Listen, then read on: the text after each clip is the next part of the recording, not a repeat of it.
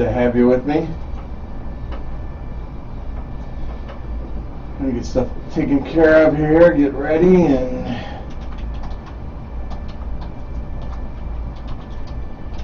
I am running as fast as I can.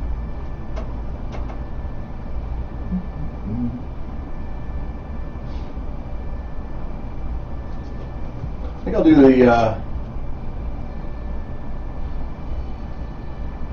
I think I'll do the Groundhog Day playlist that I had originally.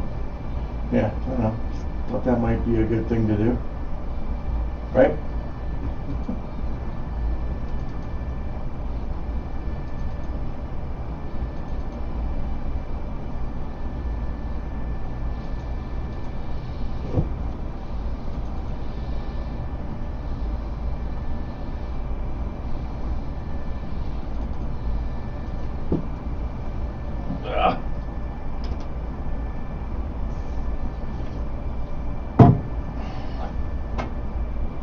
I'm getting there.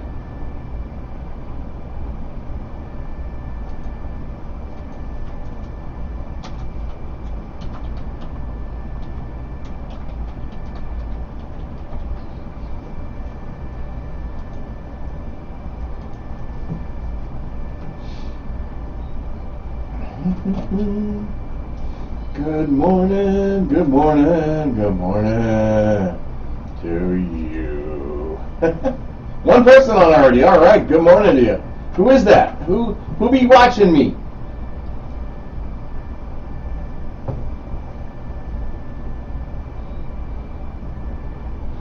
I don't have my gizmos and gadgets up to tell me who's on already. There he is. There's that good-looking guy. Look at that. Johnny Danger, what's up, buddy? Man, Aaron Rodgers, the Pro-Am, what the hell is that about?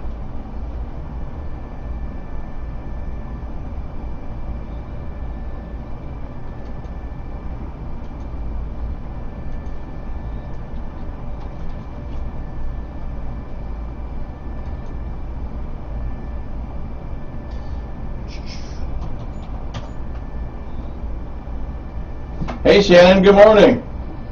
Glad you could join. All right, there we go. Let's get going.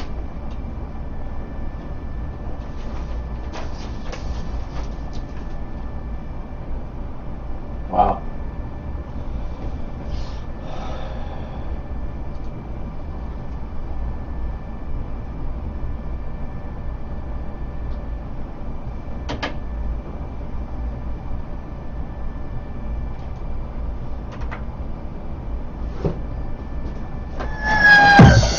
Good morning, Sun Prairie. Time to rise and shine. What? Time to pour the coffee with Bill. What's to be done? Time to rise and shine with Bill. He has all the ingredients for disaster. Time to get going with Bill. Welcome to Prairie Street with your hosts, Bill Baker.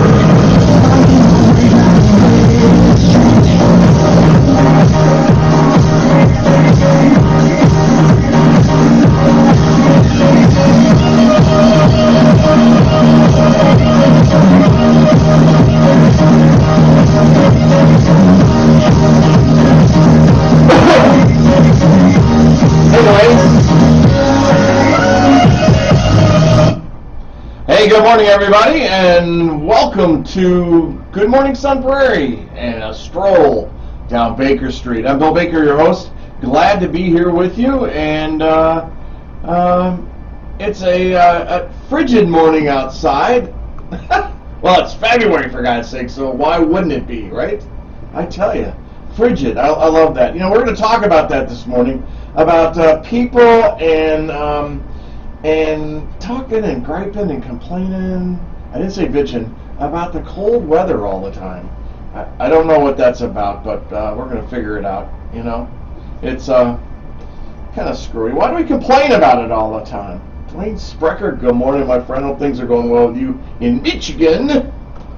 You're listening to 103.5 WLSP, The Sun, right here in beautiful Sun Prairie, home of Station of the Year, is brought to us by the Wisconsin Broadcasters Association.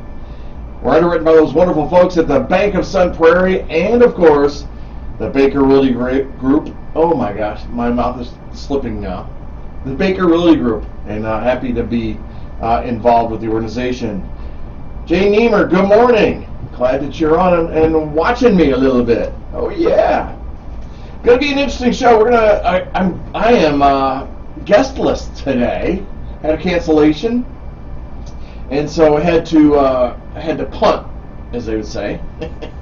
Since we're coming down, since this is Super Bowl week, I had to punt. But so I got some subjects I want to talk about today. I want to talk about Groundhog Day and what that really means to you, Sun Prairie, and are we really doing it justice, or are we just doing it? You know. We're going to talk about Aaron Rodgers, his golf career. Oh my gosh. We're going to talk about the Grammys. Did you watch them last night? And then we're going to get to some local stuff, a little politics kind of thing. Have you had any of the solar people knocking on your door? Oh my gosh. It's like we're infested by solar panel people wanting us to all put solar on our houses. Well, we're going to talk a little bit about that because it's a pain in the butt. The guy was rude to me. I told him to shut the hell up. Go away. Leave me alone. Asked him for his permit. Didn't have one. Wow. There's a housing committee tonight that I'm a part of. We're going to talk a little bit about that and what that means. They've got there's a presentation coming up about multifamily homes, and does it really affect you if a big 300-unit apartment building is built across the street from you? I'm going to talk about that. Going to talk also about it's that reevaluation time and assessments. Yeah, assessments are up and about right now, and so that's going to happen.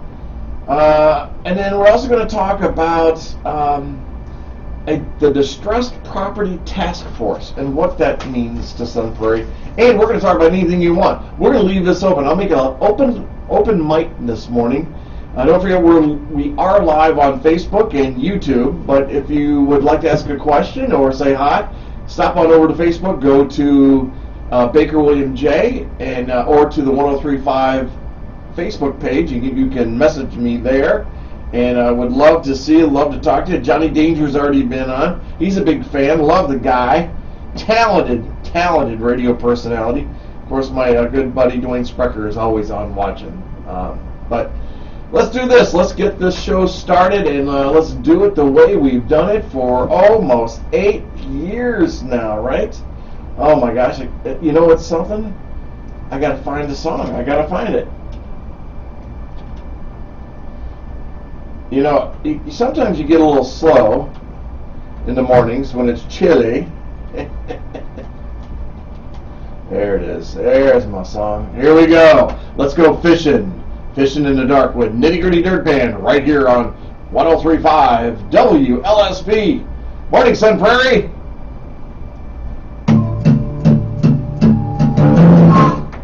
Good morning, Sun Prairie. What up? What up? I can listen to it here. Hey, Facebook, remember, if you are watching me right now, the reason you can't hear the music is because Facebook doesn't like it. No, they don't think that we're a radio station, and they don't think we have permission to play these songs, which we do. We pay a lot of money every year so that we can play music on the airwaves. And on the internet. So, yeah, they shut us down every time. They'll shut the show down. But good morning, Melissa Radcliffe, my favorite assembly person. Our new assembly person, very excited for her and her new role in our state government. So I have no guest this morning. If you're watching me on Facebook and you just want to stop by, come on in and stop by. We can sit and chat and have a conversation. I've got subjects I know that you could definitely be involved in. Like I said, I had a cancellation this morning. So that happens once in a while. You know, stuff happens in the world, right? So come on by and see me. This morning I'm using the Groundhog playlist, which I think is it's a fun one, but it's songs that you probably wouldn't listen to. Well, you might. I don't know. Muskrat Love, would that be one? I don't know. It could be. It could be. So we got a lot going on. Whitney McMahon, good morning. Lynn Coates, glad to see you. Whit, I wish I could go on that dive trip. Oh my God. Something about something else going on around that time. Yeah, I know. Let's see, what else are we going to talk about this morning? Let me go on here and let's just look at stuff. John Muller, good morning, buddy. Always great to see you. Always great to see you.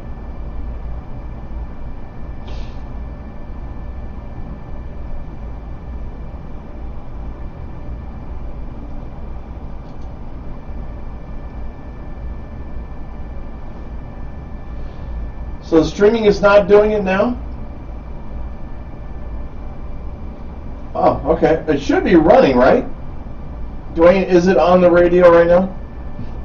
The control says it's on the radio.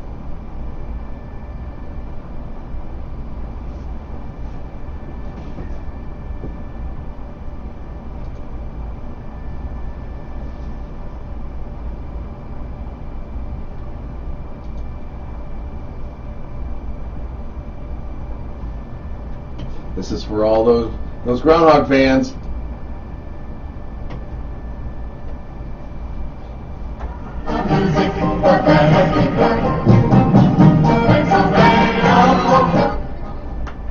Ha!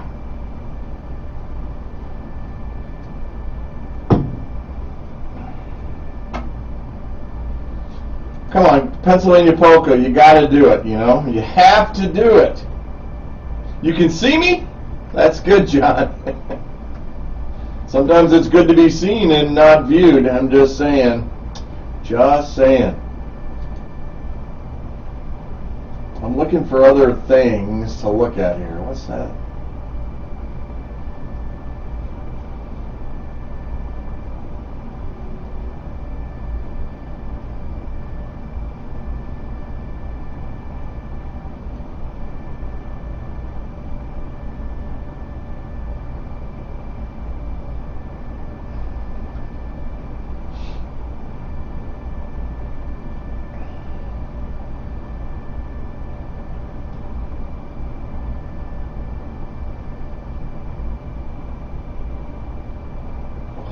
Oh my gosh.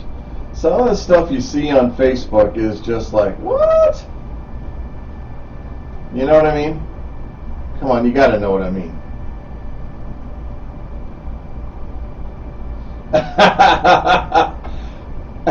Melissa, come in here and join me and let's polka. We can do that.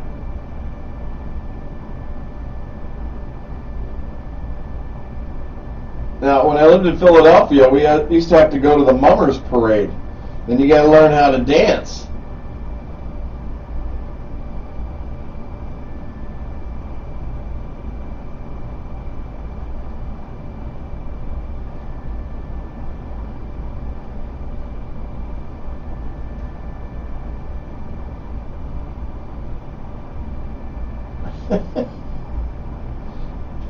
Dude, I have no idea. You know, that's the question of the day. Is Hy-Vee still coming? I don't think anybody can get a straight answer out of that at all.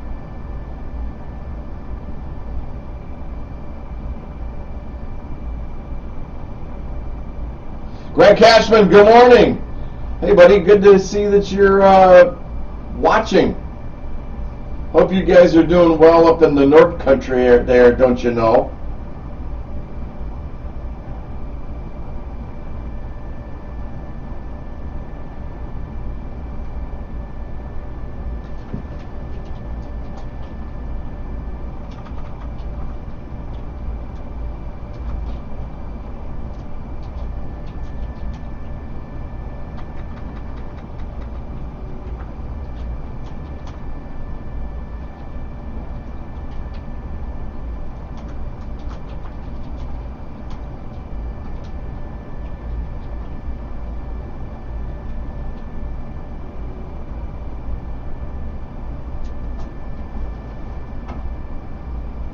There you go. Listen. I got you. Yeah, there's one you probably don't listen to. I got you, babe. Oh yeah, you gotta.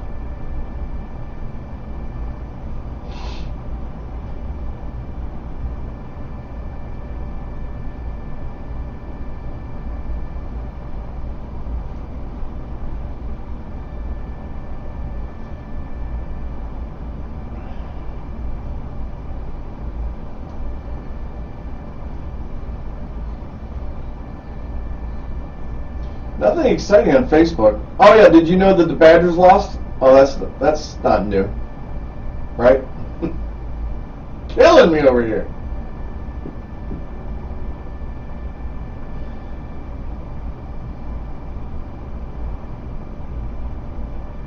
Oh, Greg, you're killing me, buddy. You're killing me.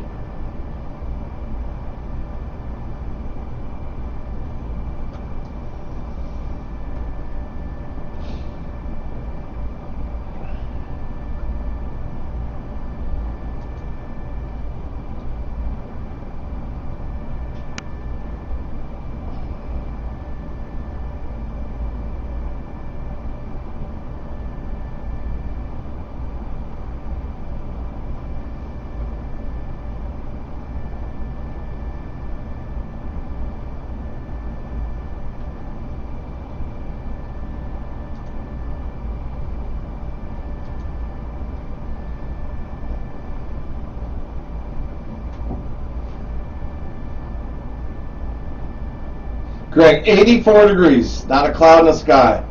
Dude, you're killing me. You're killing me over here.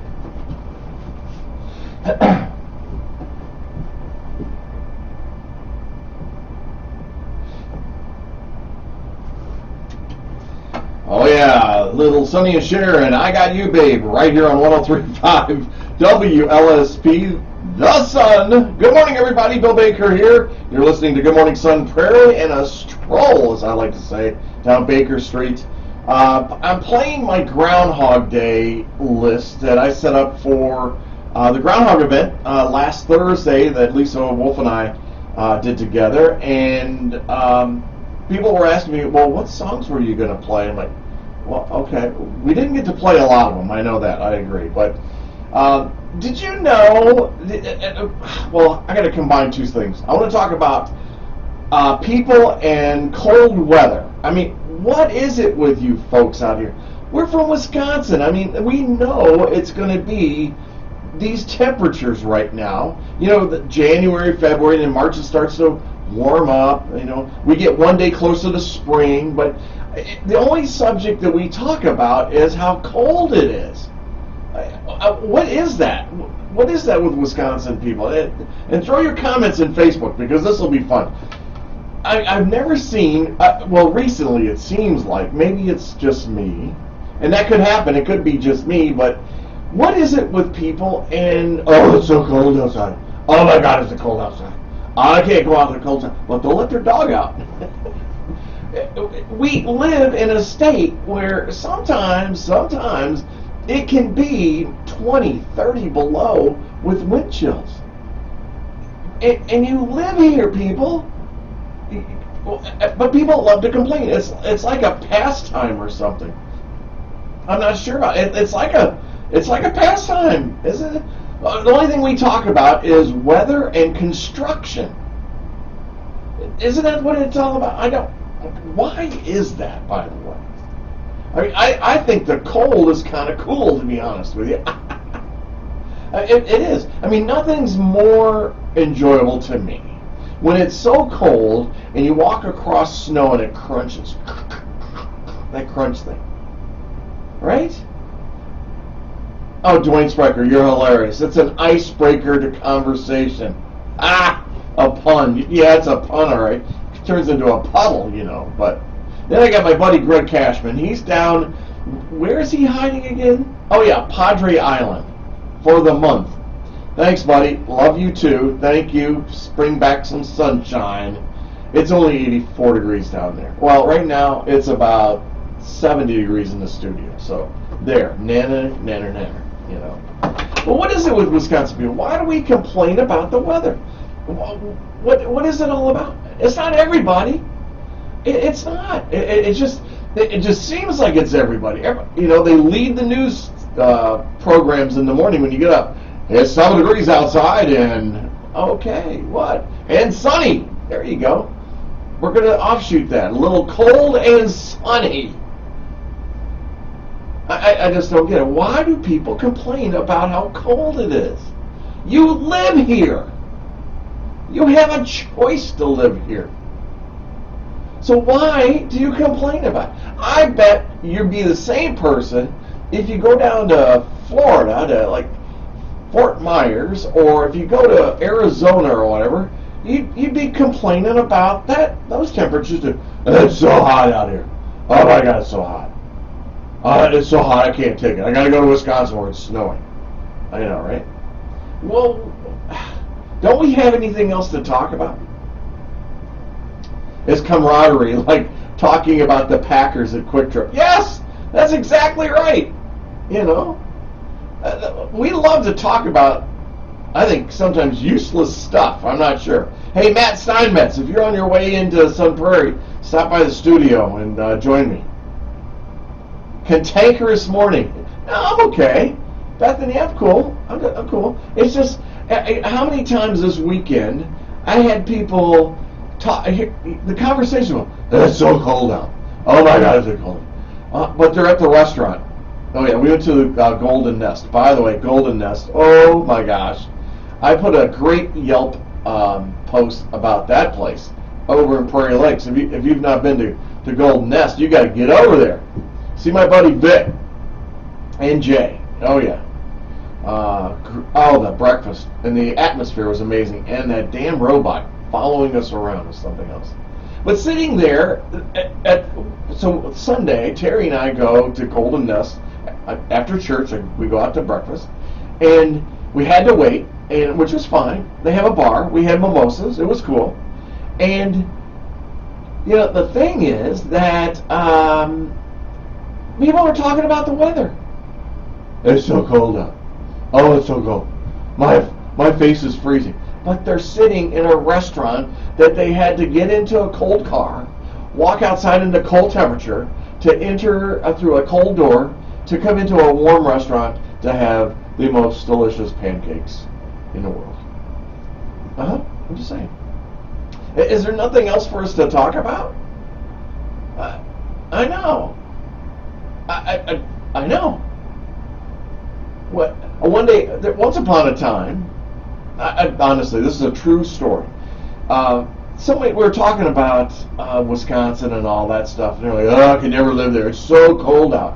And my immediate, quick, smart-ass remark was, "Well, it keeps the crazies out of Wisconsin." And the guy looks at me and he goes, "Well, isn't that where Jeffrey Dahmer and Ed Gein are from?" I'm like, "Oh, okay. All right, you got me on that one. Got me. Yeah. Got me on that one. Two of the most famous serial killers in the world. One that eats people and the other one that skins them. Yeah. Well, you do need things to do in the wintertime. That's all I can say. I love our pastime. I mean, this past week we had Frozen Fest, right? We went out there and we did the cardboard racing. We had the Groundhog Open. We had ice skating. Snowshoeing. We had a 5K run in Sun Prairie. I mean, that's what winter's for, right? Actually, I think what winter's for is it makes us appreciate spring and summer a little bit more. Doesn't it? I don't know.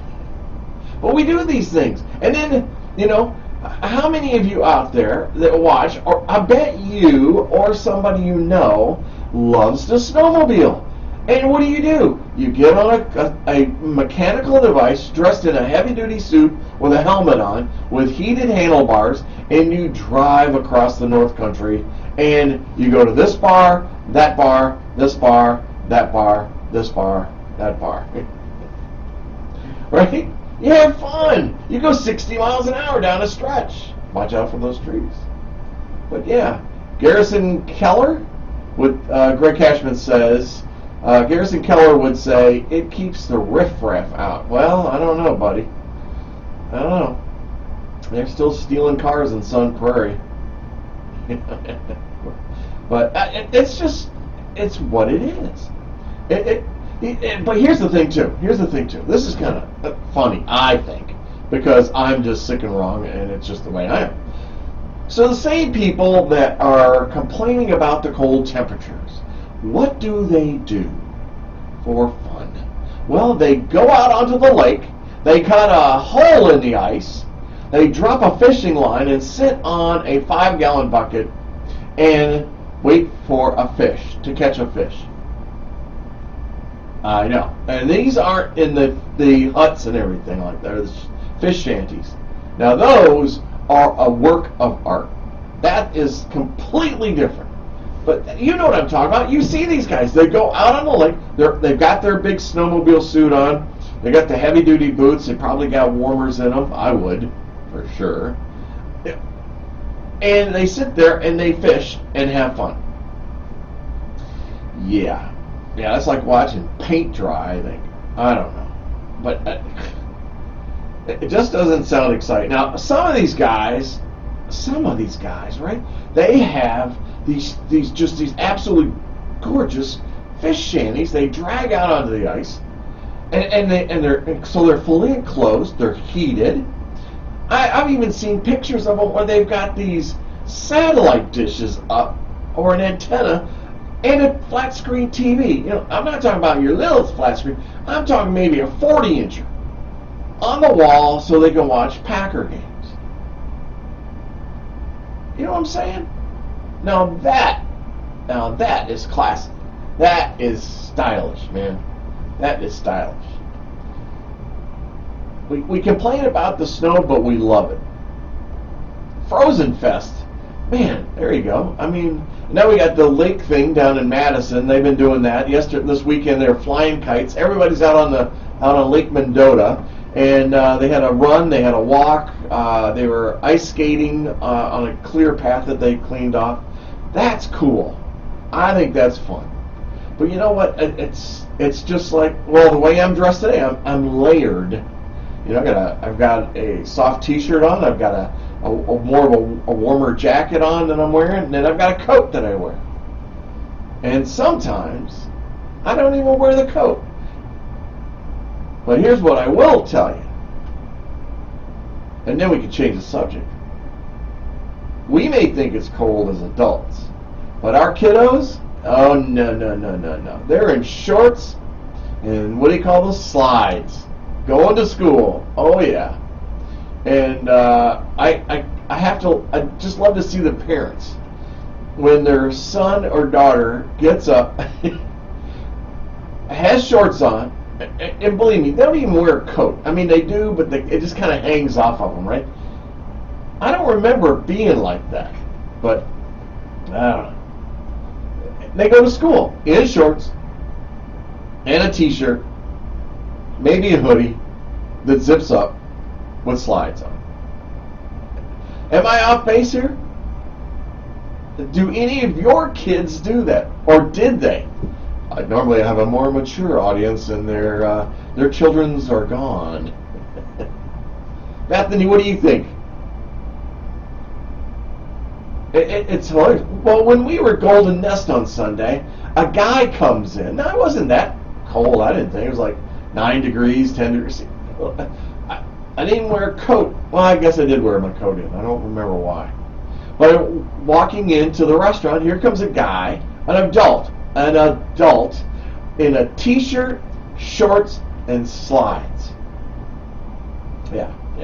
But then again, I last time I curled up in Arlington with the guys in that, I'm on sheet 3. There's 3 sheets up there, and I'm on sheet 3, and I look over on sheet 1. Here's a guy in T-shirt, shorts, and his curling shoes.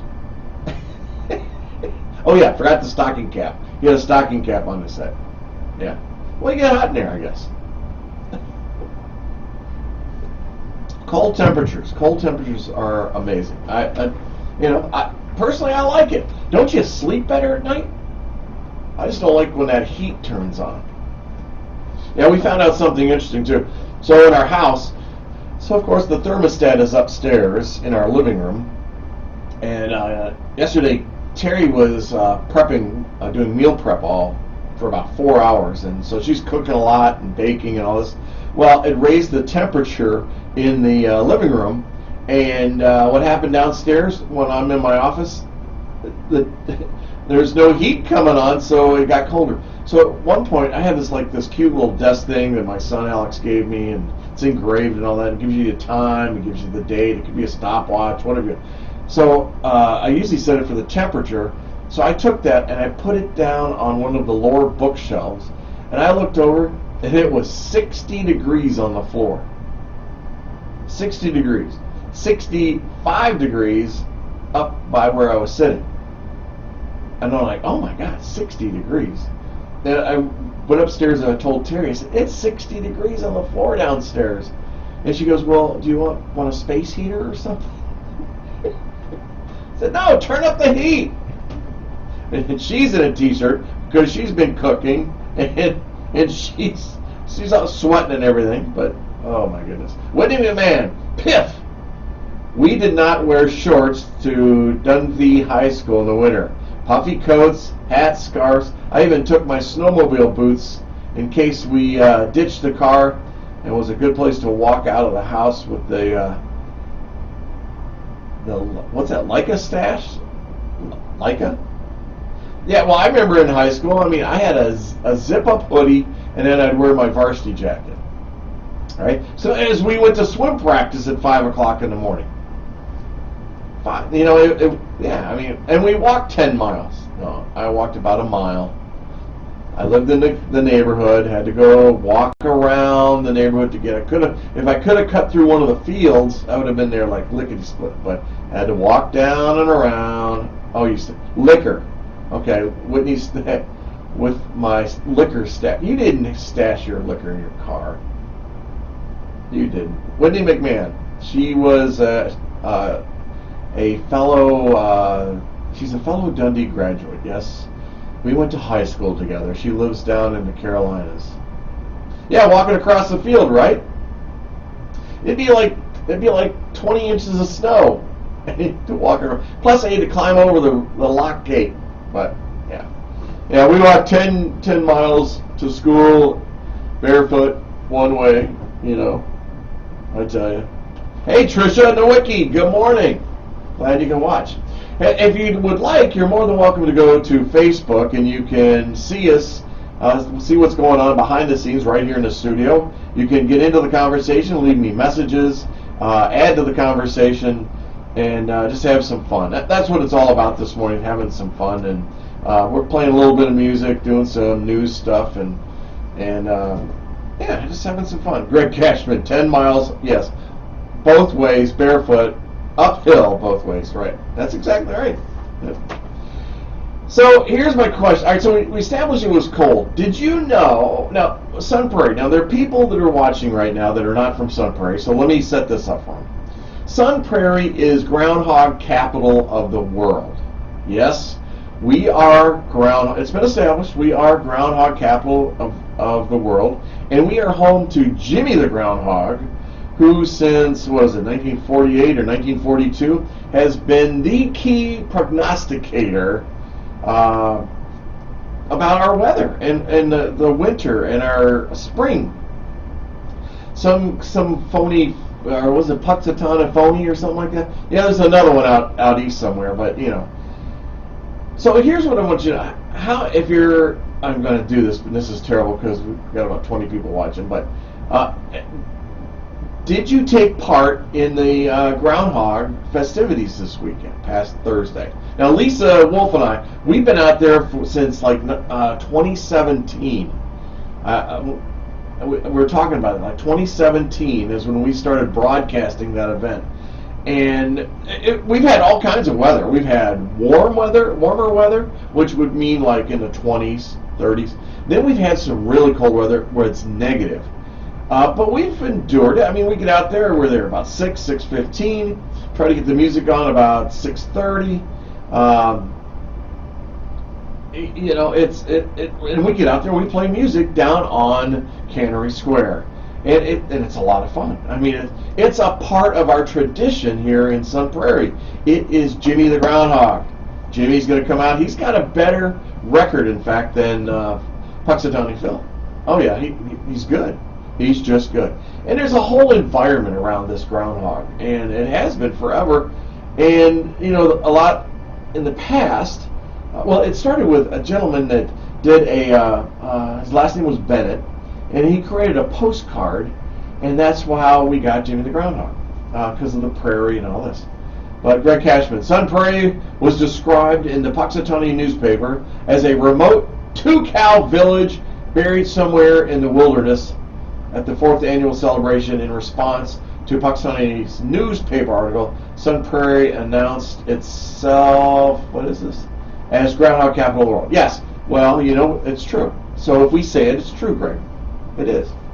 But so it's a wonderful event that we have. And I want to say there's probably 100 people down there that morning. And I know Thursday morning, you're getting the kids up, getting them ready for bed, ready for school. It interrupts your day, your workouts. It did mine. Usually at 6 o'clock, I'm in the work with the guys doing the weights. Got a men's group that I go to afterwards. But it's one day of a year, right? The question I'm going to ask you, Sun Prairie, is it worth it? Is it worth it? Is this just a task that we do? Because what I want to know is, why don't we make it a bigger event? If this is home to Jimmy the Groundhog and our prognostication, then why don't we do more? Where's, you know, in the past, and I've said this to a few people, and I was really kind of disappointed in the responses I got from it. What I was disappointed about was, I said, why don't we have the Groundhog Gala, or Groundhog Ball, they call it. I know the Knights of Columbus used to put it on. Why don't we do that anymore? Why don't we make it a week-long event? If we're promoting this and we're getting all the dignitaries out there, from our mayor and senator and all the alderperson, our assembly members, why don't we make it a longer week? Why don't we make it a series of events? Why do we have to do like an hour and then we're done? And that's all you say. Why do we have to get a groundhog from, where was it? Hudson? Someplace up north. Is that his winter vacation? I don't know. Why do we have to use a broadcaster from Madison? Why are we so fascinated with Madison? This is Sun Prairie. Madison is the bedroom community for Sun Prairie. I love to say that. Why? We could do so much more with this. And I know the businesses would love to do that. Have a Groundhog Week. The weekend before. Line that thing up. Have these outdoor events. We did our little Frozen Fest thing, right? Okay, so let's do more. Let's make it all about the groundhog. There's some great opportunities with this. And so I was saying this to a few people, and they're like, well, yeah, well, I don't think they'd want to do that. I have been hit with a whole bunch of no's. And if you know me, no's are not in my vocabulary. I do not like the word no. It just does not click for me. And Lori Betts, you know that, right? Oh, here, Whit.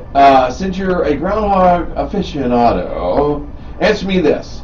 If he does not see his shadow, how many more weeks of winter? Well, less than 6. But all I know is this, Whitney. We're one day closer to spring. Yeah, every time he does this prognostication, it brings us one day closer to spring. And that's the way we need to look at it. Yeah, 6 more weeks of winter. And winter is great. You get to snowmobile, you get to do cross-country skiing, you get to go to all of our neighborhood parks that have set up all the ice skating and everything. You can go fishing. Oh my gosh. Hot air balloon, kites on the ice. We got all the things that winter needs to be. We don't have a professional hockey team in Wisconsin, which that one blows me away. Why don't we have one? But Jimmy the Groundhog, he is one of our ambassadors. He's almost, I mean, if I ask people what Sun Prairie is known for, the first thing they say is Jimmy the Groundhog. Now, George O'Keefe is like one of our huge symbols, right, for this city. She lives here. But it's Jimmy the Groundhog. So why don't we do more to attract people from outside the area and have a week-long set of events? Maybe it's a good thing for the bid and tourism, maybe the chamber and some of our service organizations like the Lions Club to pull together to make this happen. I think it'd be great. I mean, I think we actually need to sell memberships to be a member of Jimmy the Groundhog Club or something. Now, I stole that idea. I want you to know that. Because I wanted to see what Puxatawny Phil was doing. I wanted to see what these guys would do in Pennsylvania. And folks, let me tell you, they blow us out of the water. They are, and Gobbler's Knob is a little bitty place. They smoke us. They make us look like we are this little groundhog in the wilderness, as Greg Cashman was saying, all right? Somewhere in the wilderness. Yeah. Our 2-cow village. Actually, I think we only have one because the other one died, but I'm not sure. Mike Collins, good morning. Mike knows what it's like. I mean, a groundhog. I mean, this is Jimmy the Groundhog. We've gotten so, what's the word I want to use? I don't know. There are people out there that want it. Get this. They would rather have just that fake Jimmy the Groundhog, the character, the mascot, than having a real groundhog. And then there's others out there that like, well, you can't keep that groundhog in Sun Prairie. He's a wild animal. Aren't all animals wild? We just domesticate them, don't we? Like dogs, cats. Well, so what's going on? Saeed, good morning. So our groundhog, did you know, here, get this. This one kills me. Absolutely kills me. So the week before Groundhog Day, they were talking about moving it indoors. Why? Because it was cold outside. Cold outside? It's winter time. It's supposed to be cold. And how is the rodent going to see his shadow if he's inside? I know. The question is, how do we make Groundhog Day better? How do we make it? Now, if I was on the city council, you know, I said this before. I want to bring people to Sun Prairie. Make it a destination. But don't tease me with little bitty events like this. Let's make it a big event. How do you make it big? How do you bring in thousands of people? Greg Cashman, later. Go work on your tan, buddy. Have a good time down there, bud. How do we make this bigger? How do we attract people for the entire week? With the weekend before is the kickoff for this. And why don't we want to? That's the other thing. Why don't we want to do this? As a community. Are we that busy? Or is it just not that important anymore? How about that? That cuts right to the core, right? Maybe it's just that we're like, I just want to be a little, let's just do a little groundhog. Oh yeah. Or is it that, we got to do this. Yeah, let's read this proclamation. Okay, whatever. I'm done. Go back to your house, home, whatever. Can you imagine this? Call me crazy. Call me nutso. Whatever. What don't you think the businesses downtown would love to have a special event on the weekends that would bring people to the downtown area? Like Faded Roots.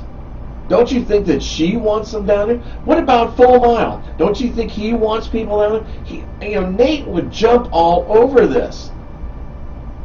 I mean, how about Flavors? How about Budding Butterfly? How about The Nest? I mean, I can go right down Mr. Eddie's Ale House.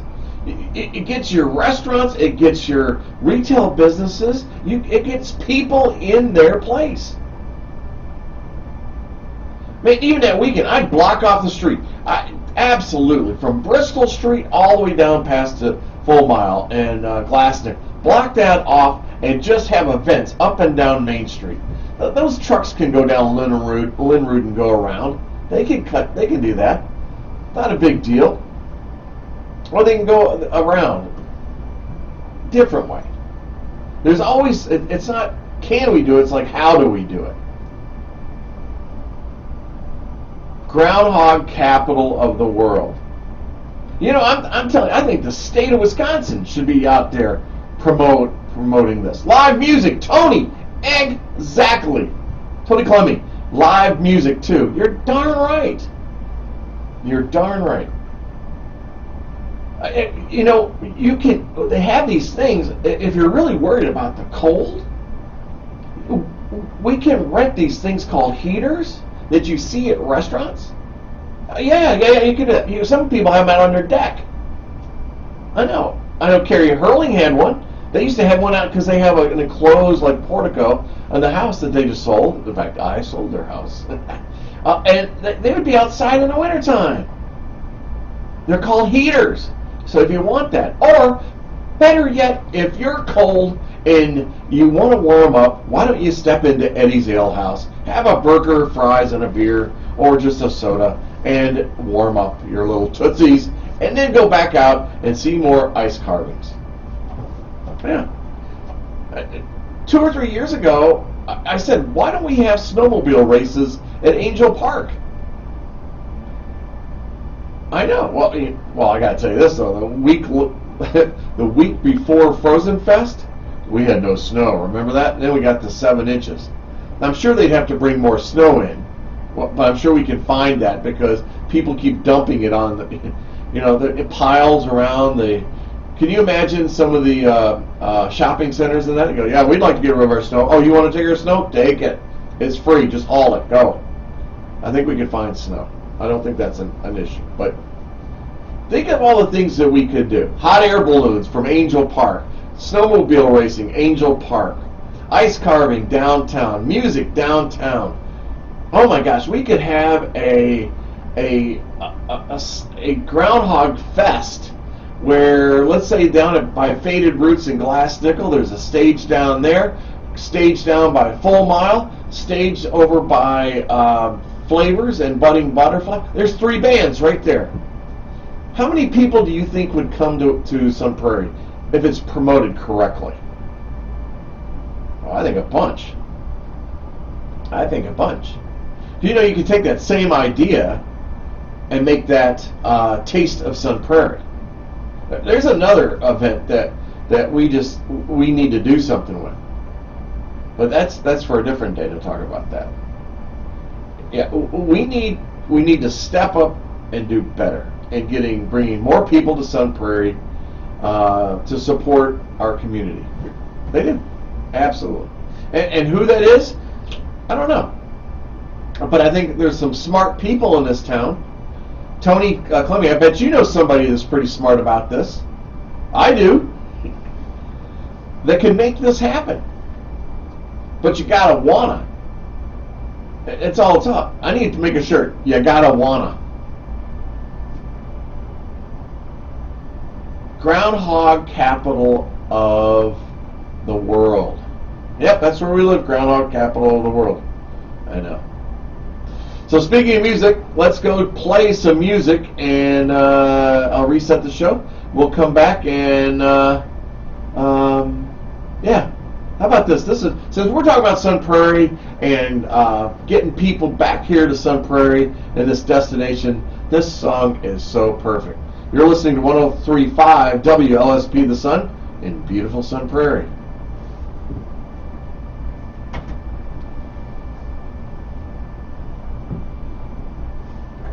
Let the rain wash away all the pain of yesterday. Tony, you're exactly right. But you know what? We got to find the people that wanna. Got to find the people that wanna. Can you imagine a block party for Taste of Sun Prairie, Tony, where they even the art fair should be moved to downtown, and we shut off the streets from Bristol Street down to Glass Nickel, and all the art booths line both sides of the street, right? And then we have bands at Bristol and Maine, down what street is that? I can't remember. Down by Full Mile, and then over by Faded Roots. 3 different bands. Does that sound like something that's happening in other areas, like Madison? Yes.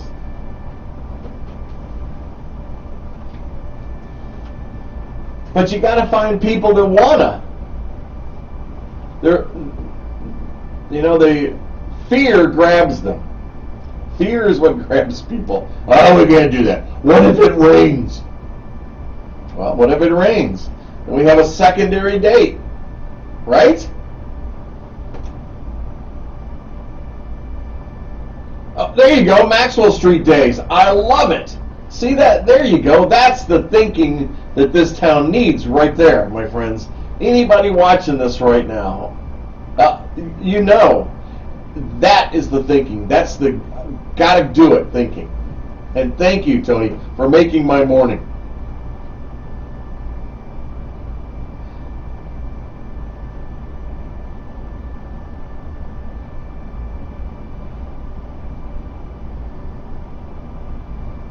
The thing, if we do it on the weekends, one of the things that the downtown area needs to do, that bid area, is that they've got to set up some standards where businesses are open even all weekend long. Because when the complaints I've heard down at like Farmers Market and that is that the businesses just aren't open on the weekends, and their hours are just not set, so people come there expecting that, and then they're not there. And that could be some of the, the basket and wire basket. Flavor sometimes isn't even open. Their doors are shut. But I know people like Beans and Cream, Full Mile, Eddie's, Faded Roots, Prairie Flowers, they'd all love this.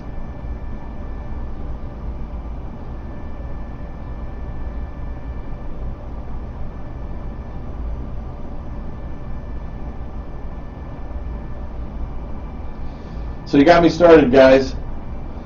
Thanks for joining me on Facebook. I really appreciate it. Or on YouTube if you're there. I haven't checked the YouTube channel, but thanks for doing it. Lost my guest. Illness. They got sick this weekend, so that's okay. We can punt, right?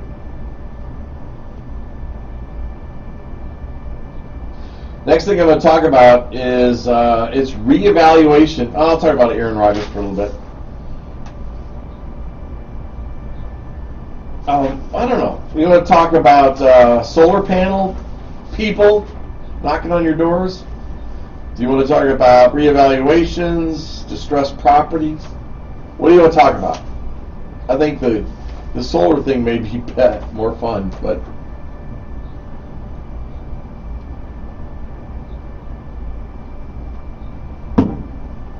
Tom O'Connor, good morning. Glad you could join us. Right now, and just as a reminder to people that are on, you can't hear the music because Facebook doesn't like it when we play music. Yes, I know we're a radio station, but they think we don't have the rights to the music, so they shut down the shows. And I have, for 7 years now, I have tried my best to get Meta or Facebook to learn what we really do, and they don't care. It's all their algorithms. That's the thing.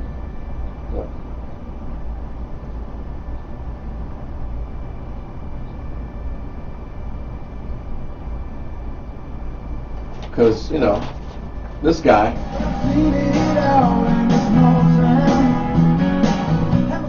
I mean, to hear John Cougar, oh yeah, that'd be a good one, right?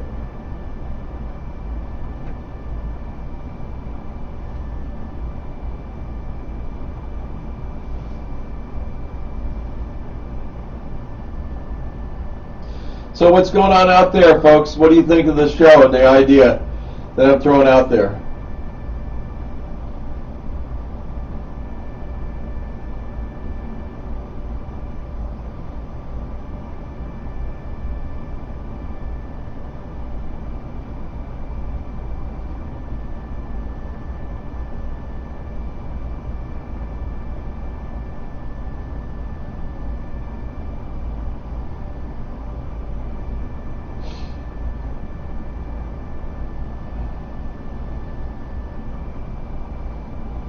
So this Wednesday, and I'll talk about it on air too, I'm going to have the, Elaine Pollock, good morning. I'm going to have the city assessor on because reevaluations are occurring in the city, and we're going to talk about the process. So far, the reassessments that I have seen, I think they're pretty fair, but we're going to learn, as you know, you may recall from a few years ago, I tracked over 1,500 different assessments. I helped several people in their appeal process in the way of gathering information in that, but what I just uncovered was that duplexes were being assessed at an increase of 42%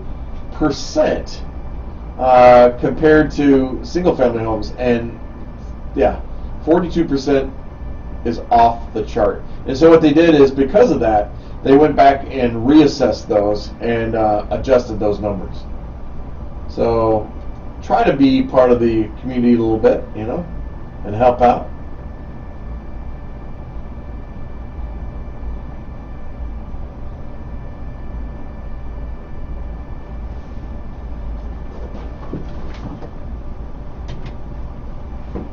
A small town, yes we are, and John Mellencamp, you are the best, man, I tell you. Love to be able to play that on Facebook, but of course the Facebook people, they don't think it's right that we play music while streaming. They don't think we have the rights, the permission, and we do. We pay, the radio station pays a ton of money for that, and it's just, meta being meta, I guess. I don't know, but yeah, they rule the world, You're listening to 103.5 WLSP, the Sun, right here in beautiful Sun Prairie. We're underwritten by those wonderful folks at the Bank of Sun Prairie, and of course, world's greatest real estate company, the Baker Realty Group, where we bring you home. I love saying that. Aaron Rodgers, he won!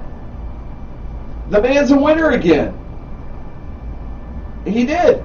He went out and won the AT&T Pro-Am golf tournament with Ben Silverman this weekend. Yeah. It says he hasn't played since training camp. He's a 10 handicap, which that's pretty good, guys. That means that if a golf course is 72 par, that he shoots only 82. So he must have played pretty well, and his pro must have played pretty well. I think it's alternate shot, if I'm not mistaken. Actually, there's different series of how they play that, so it's kind of interesting. But Aaron Rodgers, yeah. And I guess he was getting a lot of advice on where he should play next year. Well, as far as I'm concerned, he's a Green Bay Packer, and he's going to be playing in Green Bay. Yes, he is. So, we could talk about that all day, too. I know Dwayne Sprecker's been on there, and so we could chat a little bit about that, but he's gonna be there. But here's what I want to talk about. Yeah. So, have you had somebody knock on your door in Sun Prairie recently? Yeah, they're not selling magazines. Oh, no. They're not politicians. Oh, no. It's the solar panel people. Oh, my gosh. Even Sun Prairie Utilities, you ready? Here, this is from the Sun Prairie Public Service announcement. It says, it has been brought to our attention that a solar power installer is going door to door in Sun Prairie, indicating that they are partners with the Sun Prairie Utilities. We do work with multiple solar installers to ensure the necessary paperwork and code requirements. Hang on. And our code requirements are met for each solar project, but we do not partner with or endorse any specific solar installer. So what they want you to do is ask to see their permit for going door to door in Sun Prairie. And if they can't provide the permit, please be leery of doing business with that company. Based on Sun Prairie Utilities' historical and likely stable future energy prices, savings claims are inflated to make the solar projects appear more attractive than what will be actual results. If you are considering solar for your home, please be sure to get multiple quotes because prices can vary greatly between installers. If you have questions about solar, get a hold of the Sun Prairie Utilities and they will be happy to give you information. You can also go to sunprairieutilities.com/going solar and they will help you. Let me tell you about solar. Let's talk about this for a few minutes. These guys are like, I don't know, mice, I think. I mean, they infested our neighborhood. And I live in the Liberty neighborhood. I'm off of Patriot and Continental Way. And when my blink picked up all of them, there were 3 in my little courtyard area going door to door. And I don't know how to... I'm telling you, they reminded me of the show Tin Men. That's the aluminum siding salespeople. But these guys are hucksters. They truly are hucksters. And the information that they're providing is not accurate. Now, because of that, we are going to have a representative from Sun Prairie Utilities on the real estate show, not this Wednesday, but the following Wednesday. And we're going to talk about this. Because there's a lot of false information being provided, and you need to know about it. If they say free, just be leery. Free? What are you talking about, free? Nothing's free in this world. But there's something going on. And yes, solar is a cool kind of energy, but for you as a consumer, it may not be time yet. Now, some of you out there already have solar. I get that, okay? You went into it. And I've never met anybody that has solar that has not been positive about the results. I don't know if it's true or not, but I don't know that they're willing to share that information. But the savings alone I don't think is strong enough to warrant doing that. You know, we've got a pretty cool utilities organization right here in Sun Prairie, the SPU, that does, I think it does a wonderful job of keeping rates down compared to others. And, you know, they're using solar. They're investing in it because they can do that, because they spread it out over how many households in Sun Prairie? 18,000, something like that? You know, that affects 37,000 people.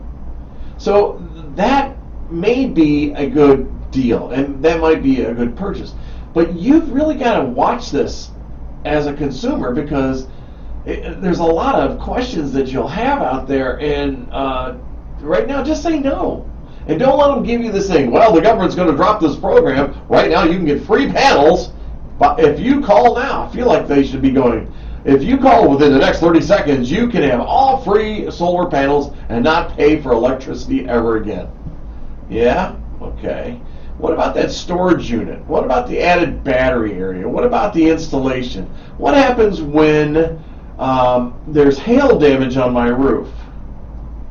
Who removes those panels so the roof can be replaced? Who reinstalls those panels? What's the cost of that? I've now financed my $40,000 solar panels, and I'm selling my house. What do? Can I just give that to the new owner? Oh, the new owner doesn't want it. Yeah, they're going to take it out of proceeds. But that puts me upside down in my house. Really? Sorry. See the things we're going to talk about on here? And then are there standards for these people?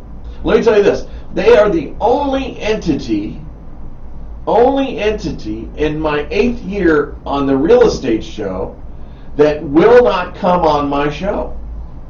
Oh yeah.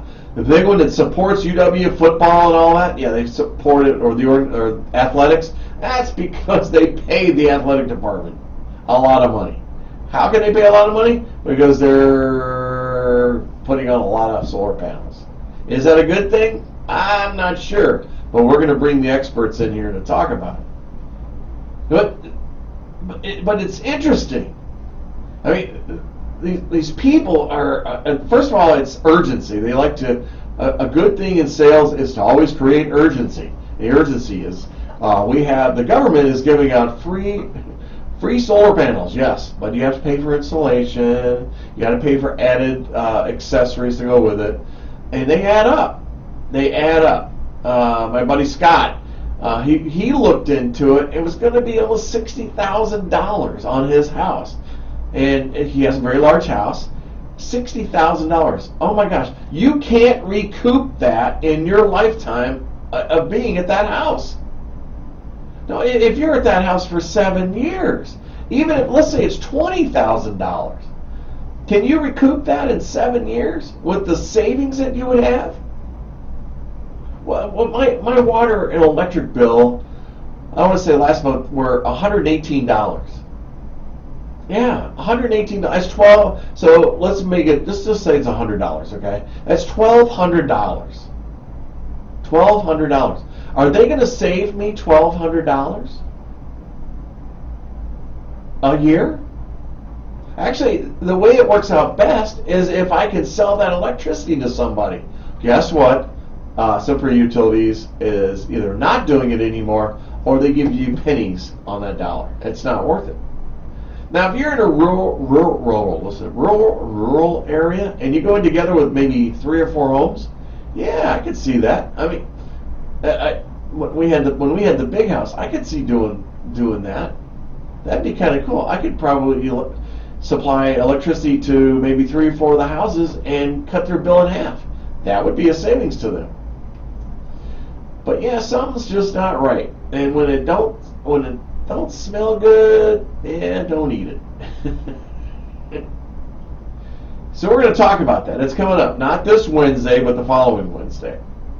We'll be chatting about that. And but yeah, if they come to your door, they knock on your door, ask them for a copy of the permit, first of all, that they have that tells you that they can go door to door. Also, be careful on Facebook or Instagram or any of the social media when you click on that button, because as soon as you do, they have your information and they're going to contact you.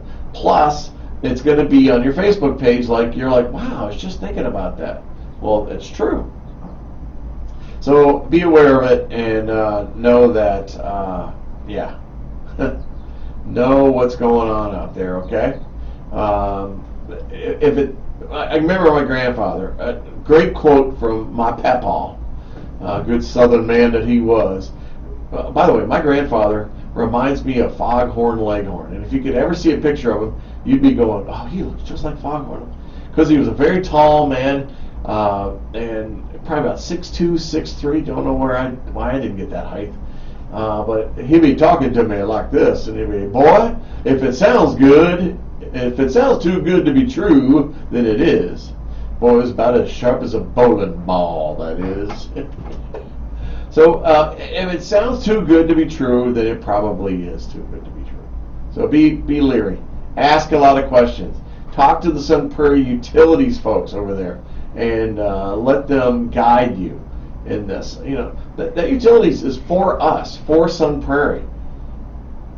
It's a separate entity over there. They're doing a great job, and I love the education that they give us. So hang tight. Know that you do have a great utility in our community that is accessible. And when we had this subject come up and I started asking questions, they're like, yeah, we'll come on here, we'll talk about this. Sure. Because they're using solar, folks. They are. And they're going to talk about that. But there you have it. So reassessments, there's another one coming up. Yeah, that's happening. Then we've got also distressed properties. The task force, the city of Sun Prairie has set up a distressed properties task force. So we can talk about that in a second. But here's what I want to talk about. So, as you may know or may not know, I'm a member of the Housing Committee. And in fact, we have a meeting tonight.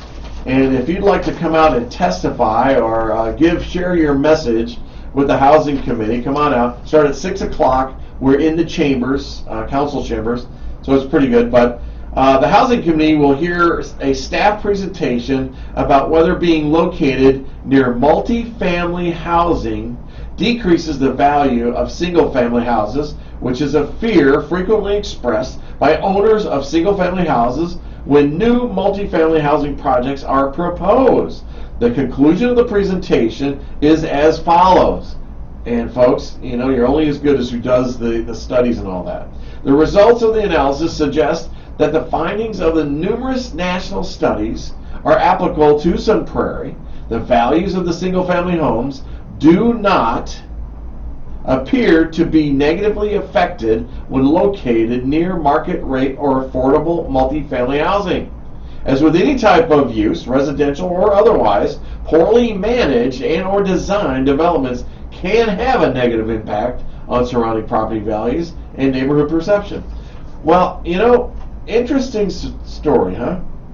Interesting subject, maybe? Yeah, because it's true. I mean, we come out of the woodwork when all of a sudden we start talking about apartments and multi-family housing. We just start throwing, you know, hand grenades. I mean, it's like, oh, you can't put those people there. You can't build that. Oh, it's going to destroy the value of our homes. My thing is, I want to see the facts on this. Now, I probably need to work with my good buddy Jim McCourt. Jim he and I are stats guys. I mean, we like this. And I will tell you that I worked on it on Sunday. And I'm trying to pull data from Colorado, right, in that area, with the Gebhardt project, the Colorado project, which is really behind. Oh my gosh. Because we go across the way, go across from the Sherwin-Williams place on West Main. That monstrosity is huge. Have you seen it over there? As you're going towards Menards from downtown Sun Prairie, from Walmart towards Menards on the left-hand side. Oh my gosh, it's huge. It would take up a whole city block in Madison, you know, the bedroom community of Sun Prairie. It's huge. There's got to be 300 condos in there, or apartments in there, I'm not sure. But I'm not convinced of the study. Because like I said, it depends on who does the study. Who's doing the study? And the data, how they base it. I want to see that information. And I haven't found it. I haven't seen it yet. It's not in my packet for the commission meeting tonight. But if you're concerned about apartment buildings being in your area, you really need to be at this meeting tonight. And talk to us. Talk to us. Share your concerns. It's okay. Come in and just share your concerns. You don't have to be angry. Don't be mean. Don't be disrespectful. Just share your concerns. In my world, I would not want a 3 or 4 story multi-family housing across the street on Patriot Way in my residential community. Because I think it looks ugly. It looks ugly. And the Gebhardt project there on Colorado, over off Thompson, right across from Goodyear, right next to the Sherwin-Williams place, right? What's down the street? What's not 100 yards from the Sherwin-Williams place? A storage unit facility. So can you imagine being in an apartment and right behind you is a storage unit facility? Oh my gosh. What are we thinking, people? Come on. Give me a curling rink. Give me something that brings value to Sun Prairie. Now, do we need apartments? Absolutely. And if you tell me no, I can show you how your information might not be accurate. We got people who want to live in this city. We have businesses that need the support of those people. Unemployment running around 3%. I don't know if you saw the Mike Rowe report, but Mike Rowe Dirty Jobs guy, reported that there are 7 million men in the United States that can work but are choosing not to work for whatever reason. Oh my gosh, what are we coming to? But we need people here in this community. We need people that will step up and take a job. We need to give housing to everybody. That means affordable housing. That means workforce housing. That means housing for all. Could be your luxury homes. We need those here. We need those luxury dollars. We need apartments. We definitely need condos because we have none. As of yesterday, there were 0 condos on the market. I will have one coming on the market soon. But we need to look at this. But the question is, does that multifamily property affect property values around it? And I'm going to tell you, I don't think we have enough information. Because I you know me and stats. I love stats. And so I am digging down as hard as I can to see if it does affect it. And unfortunately, I don't think I'm doing it right. So I think it's going to be a phone call to Kurt Paulson. He's an economist at the University of Wisconsin. I've chatted with him several times, and I want his input. I want him to give me the algorithm or the basis of how to make this calculation. Now, a lot of you, it's probably running through your minds right now to say, just look at when they bought it and how much they sold it for.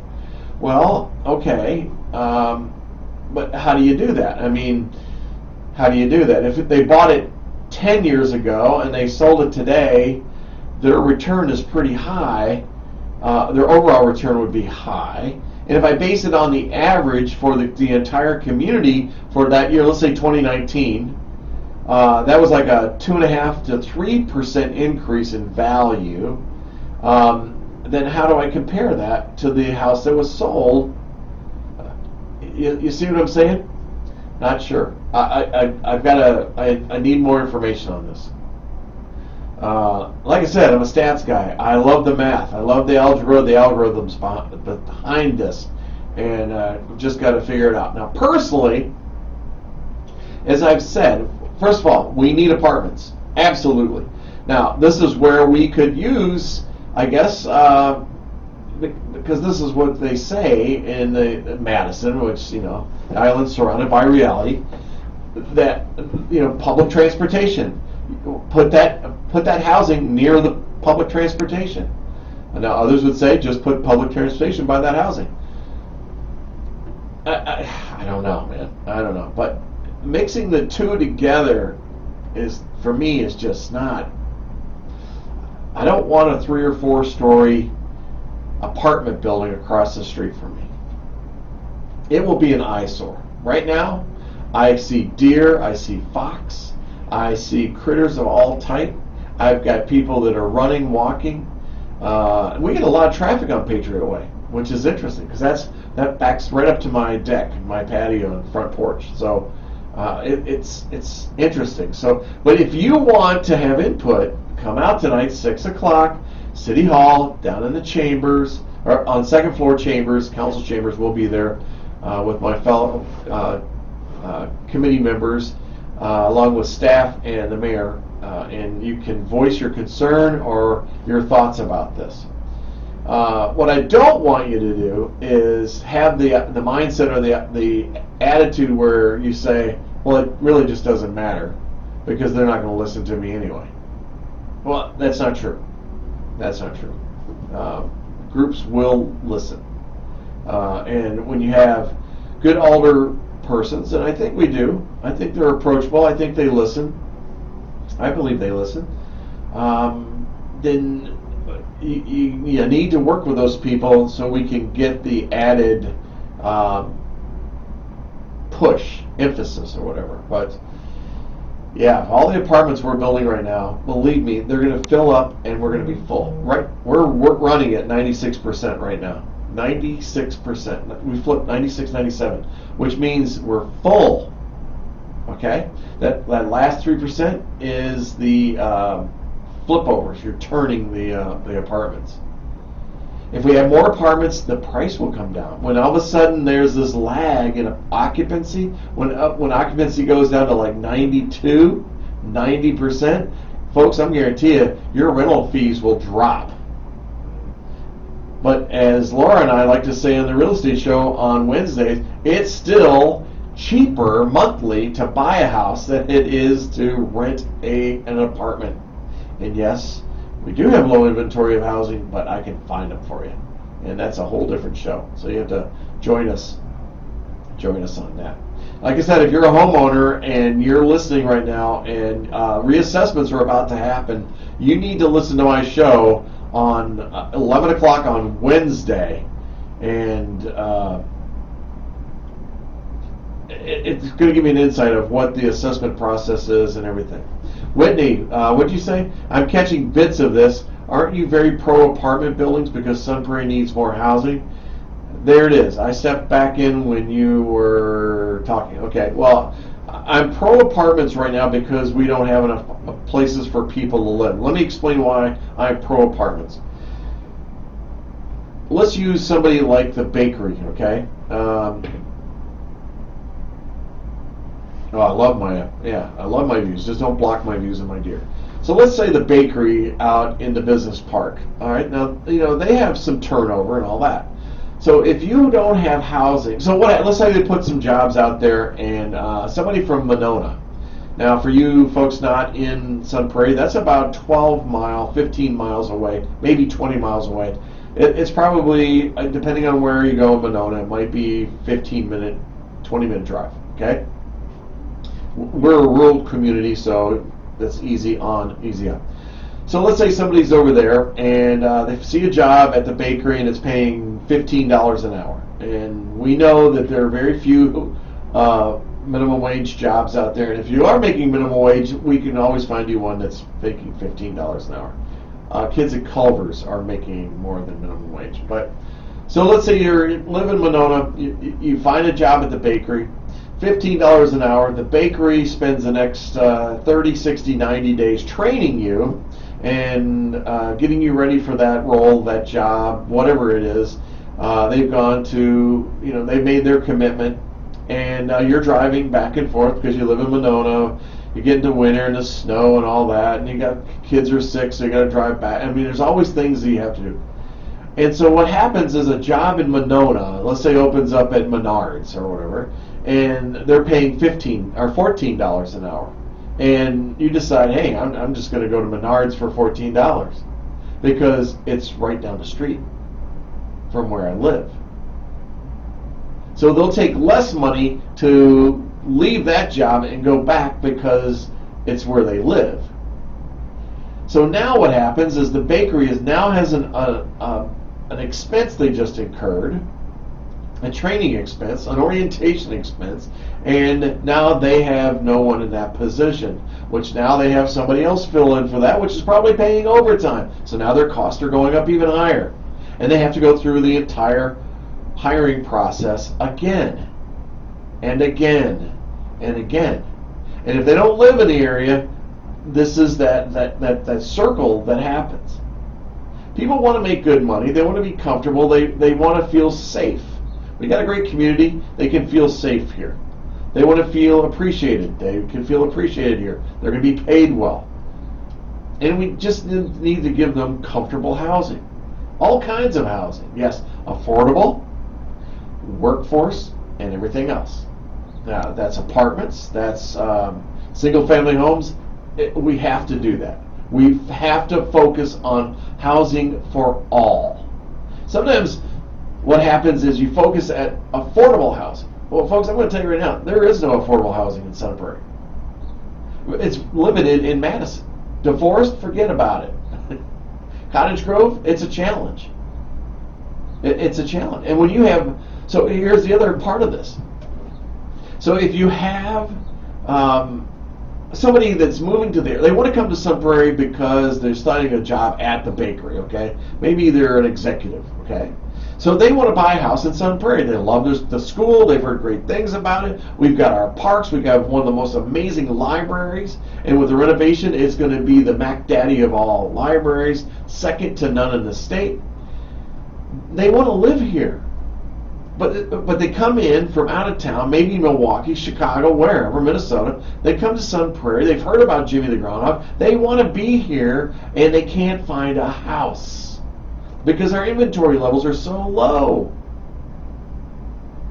So what happens? They rent an apartment. And so now they've taken an apartment away from somebody that needs to be in an apartment for whatever means. Maybe they can't qualify for a home. Laura Stanfield and I will definitely make sure to double check to make sure they can't fit that need, but we'd be willing to help them on that. So what happens is that person that wants to buy the house is now renting. They're renting. And so occupancies go up. When occupancies go up, that means the supply of housing is low, demand is high, and that means high prices. That's macroeconomics. It's very simple. When you got little of something and everybody wants it, you can charge a higher price for it. It's like Springsteen tickets. Oh my God, my favorite performer. Why in the hell does he have to charge so much for tickets? $275 a ticket? I love the man. I've seen him almost 20 times, but I am not paying that. Same thing with apartments. They're going to go where they can find an affordable apartment. Same thing. When supply is low, demand is high, they're going to charge what they need to. Cheaper to buy new. Actually, it's not cheaper to buy new right now. The concern, Bill's Virginian, sounds like used cars. Cheaper to buy new. Now, I could take that comment several different ways, Billy. I could take that several different ways. Because right now, there are new homes out there, but they're not enough for you. And the ones that, if you go on to Zillow, Trulia, whatever, my website, because our websites are aggregators, it pulls up what's called active listings. And it'll show houses that are not actually available. Those are new construction. They're ghost listings. They'll tell you they'll be built in 6 months or 8 months. We know houses are taking longer. So you got to be careful with that. That's all. But yeah, and then new construction, because they're overwhelmed right now, you're going to see your prices are up there. So you just need to be careful and work with a reputable builder that is going to give you fair housing, give you fair pricing for it. And I'm going to actually break that down this Wednesday a little bit on new construction, because I'm also going to break it out into different areas, and we'll chat a little bit about that. But yeah, so the apartments, again, Whitney, going back, we have to have the apartments. It's just that we need to be more selective on where we put those apartments. Does it hurt the value of a home? Well, I will say the perception of that is yes. It may be the visual value of it. It may be that's the biggest thing. Mary Petrie, good morning. Thanks for watching. It might be just that sense of living in a home community and not a home community with a big, large 300-unit apartment building in it.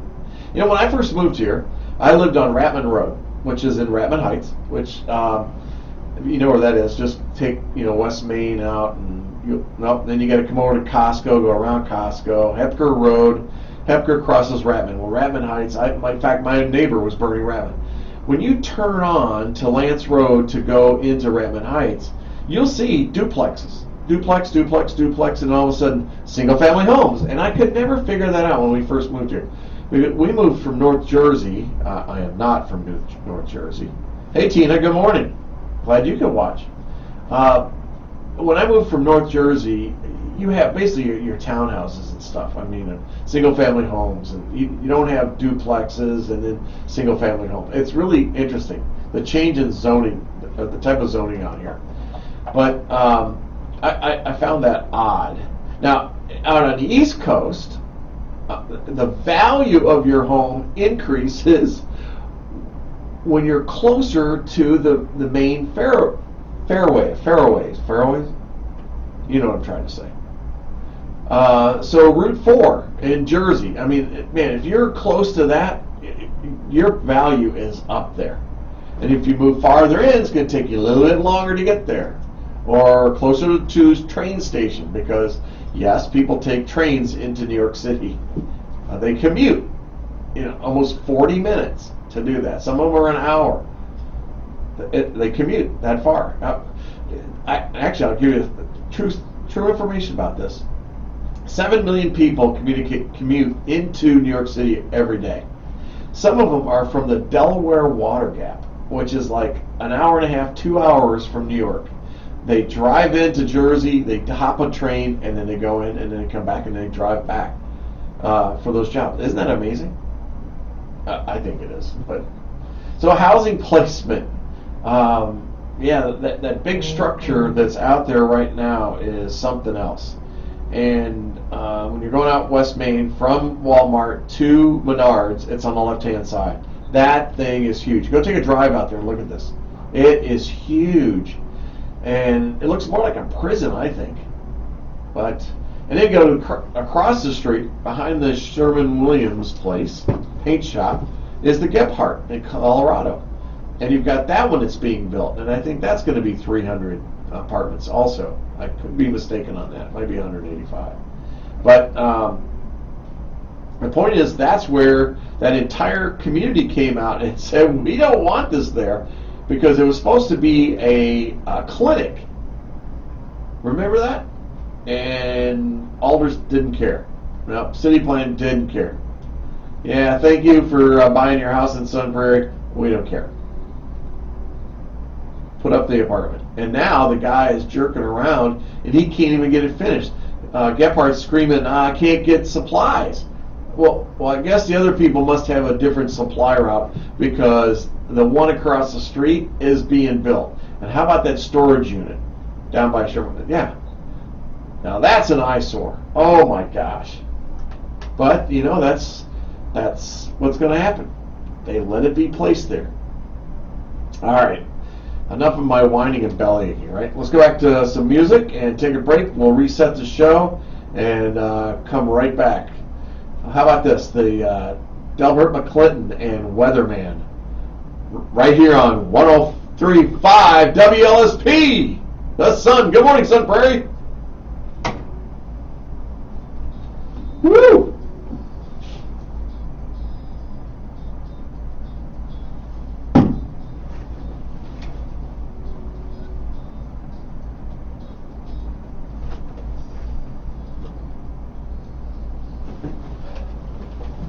Be right back, Facebook. Gotta get some stuff. Hello. Hi. Good morning, everybody. Any sunspots? Okay. Hello. I said Colin took them out last week. They should be hanging up there. Negative. Negative, Red Roger.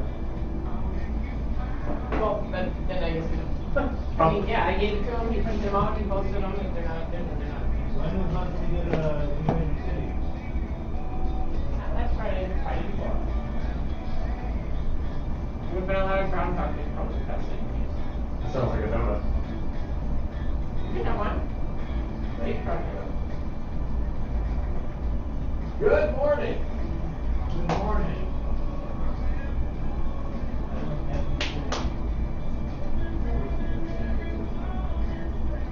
All right, but we're yes. Yeah.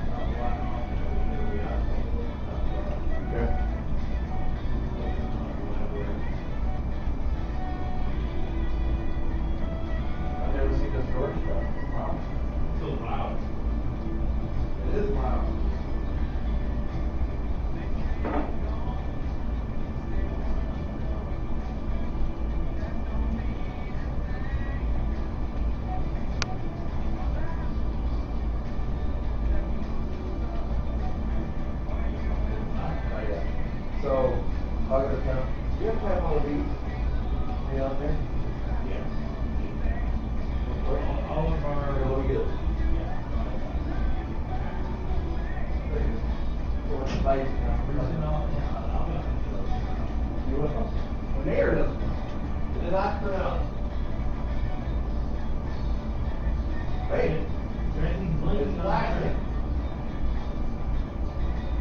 Got it. Printed? Okay.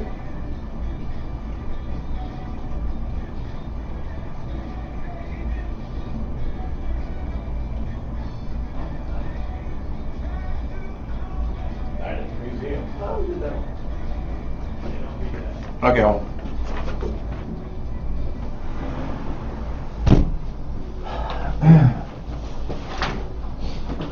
Okay, I'm back. Mike Hardick, what's up, buddy?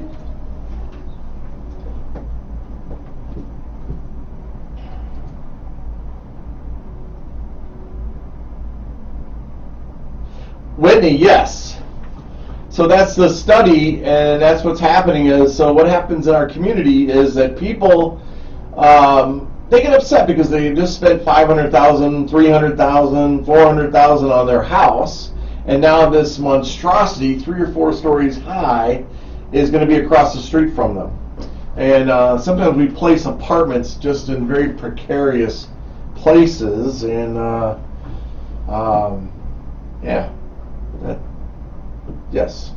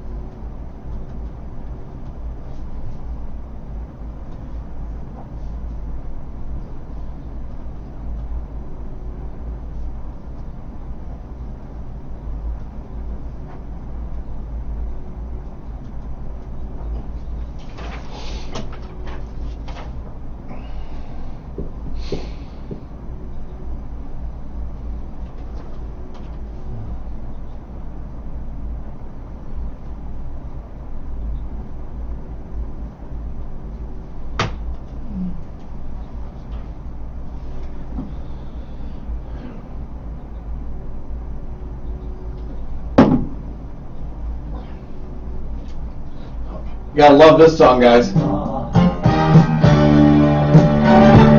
Shadow dancing.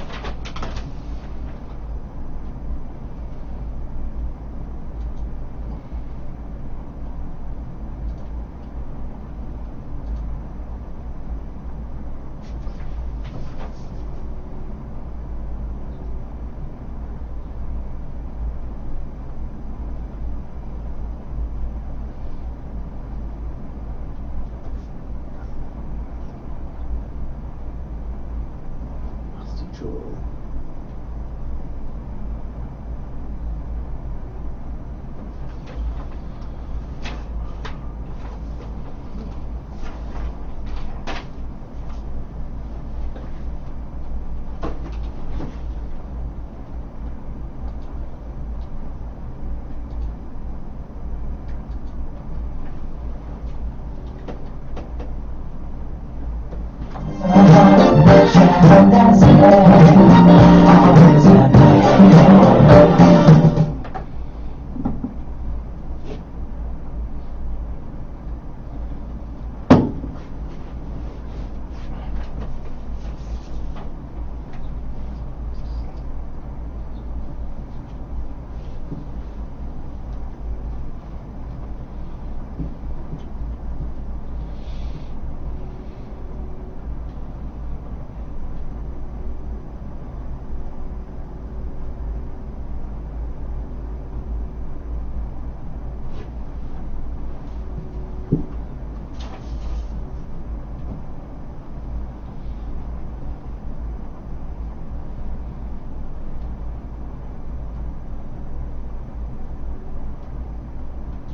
Good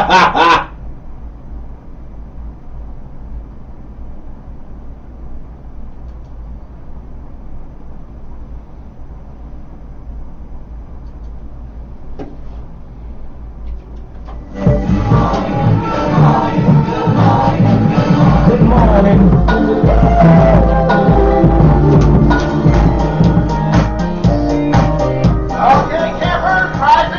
Good morning, Sun Prairie, and welcome to Baker Street. The question isn't what are we going to do, the question is what aren't we going to do. This calls for the old Billy Baroo. Time to rise and shine. Now here's your host, Bill Baker.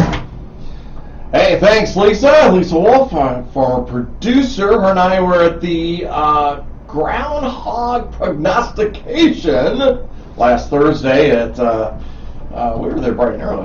I was 6:15. She showed up about 6:30. You know, that's Lisa. But she has, she got me started in this. She was pushing buttons. Jeff Robbins opened the door. Lisa taught me the buttons and things and all that stuff, and I really appreciate her involvement and helping me with this little fun stuff that I get to do all the time called radio. And if you are interested in anything in the regards of a radio show, TV show, you need to be over here and talk to Jeff Robbins and really make that happen.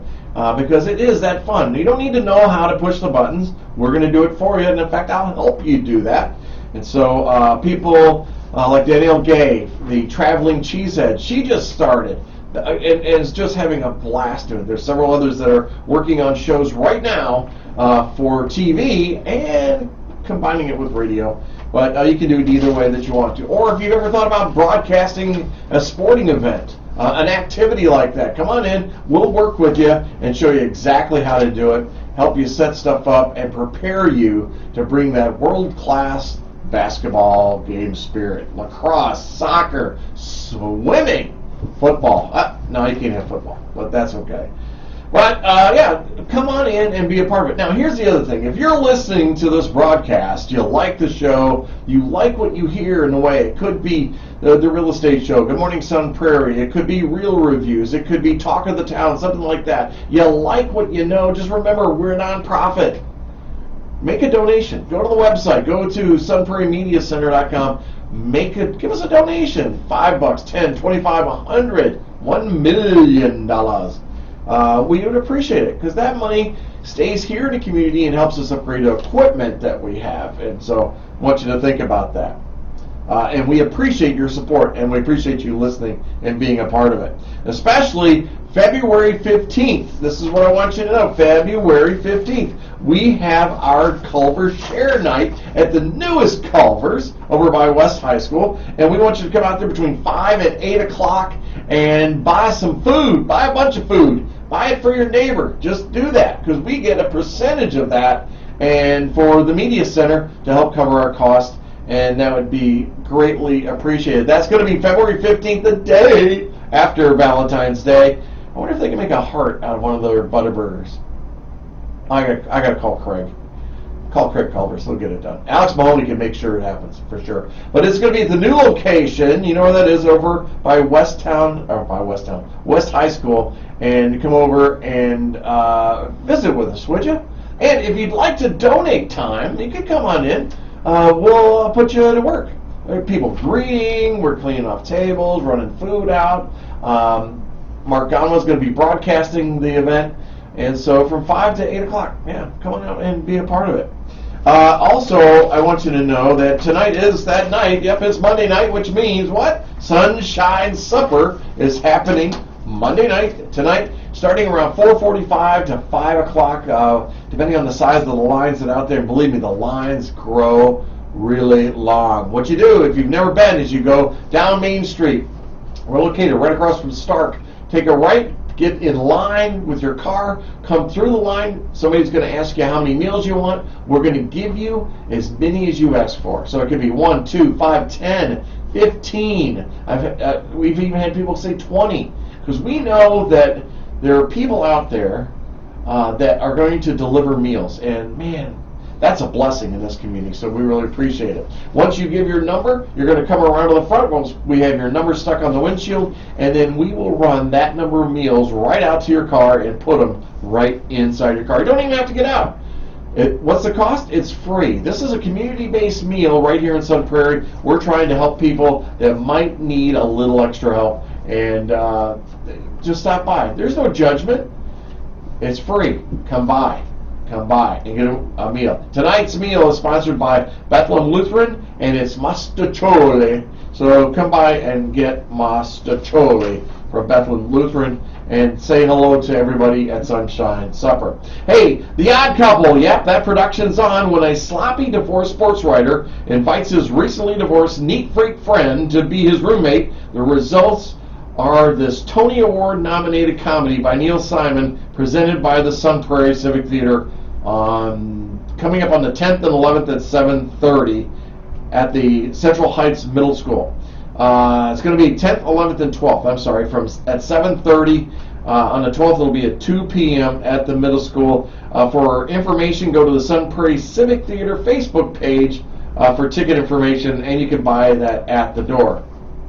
Origami Valentines. I love this. This is absolutely amazing. Enjoy a creative evening with master artist and Wisconsin Public Radio host Ruth Ann Besmus by discovering the art of origami, and make fun gift ideas for your Valentine during this event from 6:30 to 7:30 on Tuesday, February 7th, in the community room at the Sun Prairie Public Library. That's over right next door to us here on Linwood Drive. Participants must be at least 13 years of age, and all materials will be provided free of charge.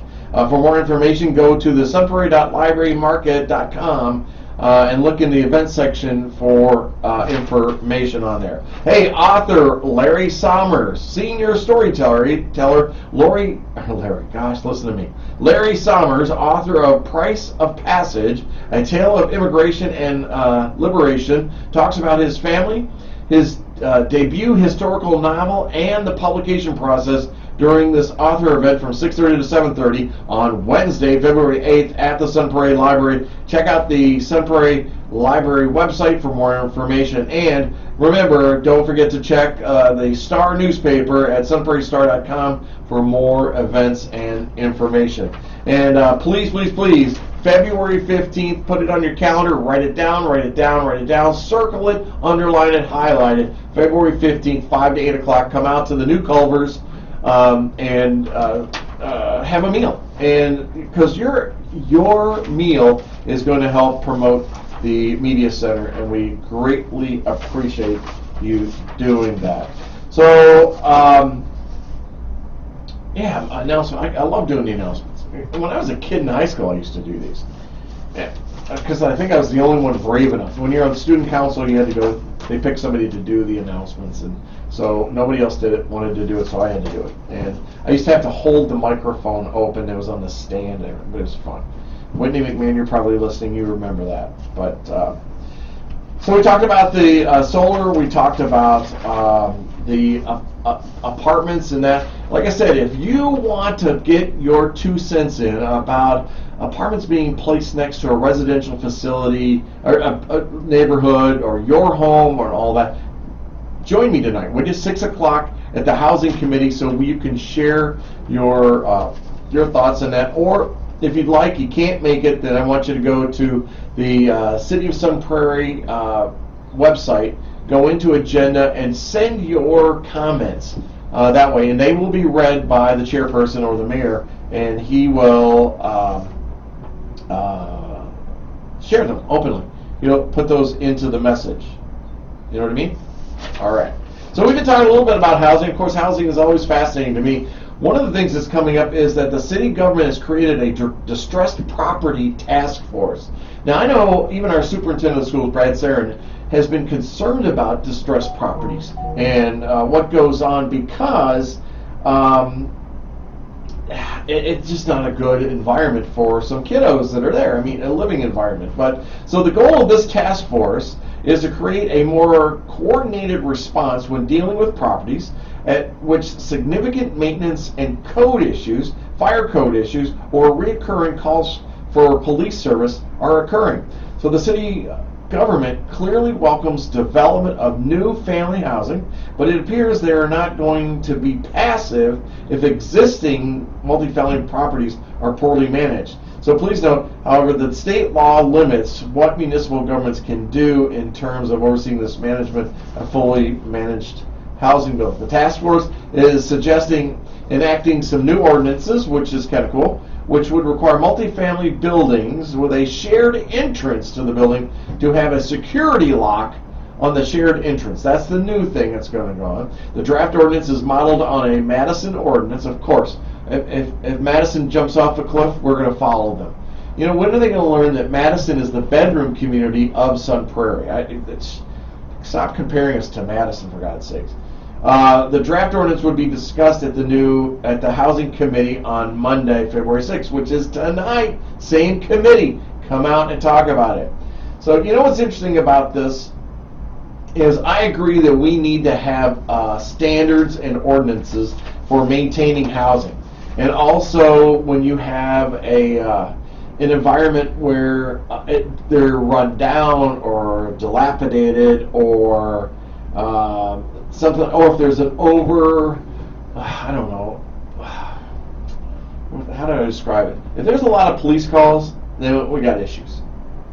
Not all apartments are like this, and get that out of your head right away. They're not all like this.